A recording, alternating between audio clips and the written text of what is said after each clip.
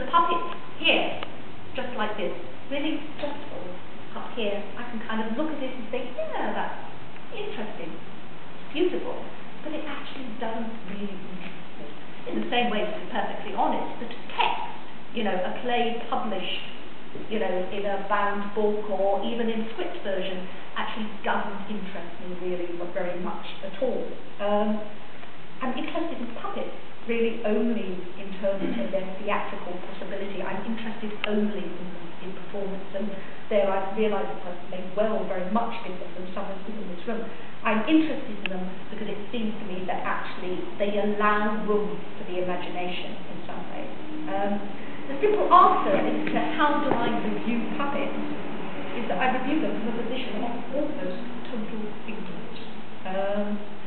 But then on the other hand, I suppose that's the position from which I review most things, or at least to start with. I mean, there has to be a first time for everything. I mean, the first time we see Hamlet or Cymbeline, the first time we see a Robert Lepage show, the first time I saw a little puppet called Ernie, who I kind of religiously, and not just with me, but actually with my children. My children still talk about House, the Theatre Rights first show, which, one of my daughter, she was 5 when she saw that show, and she's 15 now, and she still turns around sometimes, and we have long conversations about Ernie and about that show and about the world upside down, and I think that's just fantastic.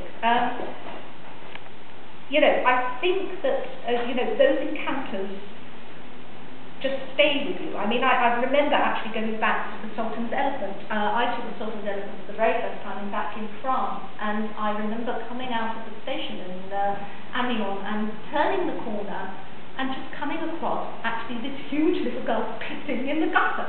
And funny enough, actually, I'd taken one of my other children for this weekend to Amiens, and I said to her, oh God, we aren't going to go and spend a whole weekend following some puppets around. We go for 24 hours, and then we go to Paris and have a look around Paris. Well, 48 hours later, we couldn't be dragged away. It was just fantastic. But I suppose my point is, when I say about reviewing things from a point of total ignorance, is that actually, why is it that somehow we believe that somebody who has seen Hamlet like 30 times has a more interesting take on Hamlet than somebody, which would be a theatre critic, than somebody actually who has never seen Hamlet at all, maybe actually the views of somebody who has never seen Hamlet at all, are as interesting. And I think we need to be careful, although, I'm about to say that, I think I need to be careful about what I'm going to say, because actually one of the things, for example, I would think very strongly with the Arts Council that there's a great lack of at the moment is a lack of expertise of people who kind of know what they are talking about and who have seen work and understand work and, are making therefore the right funding decisions. But at the same time, I think that we should be slightly careful of the idea of the critic as expert. And I think the world is changing, and one of the great things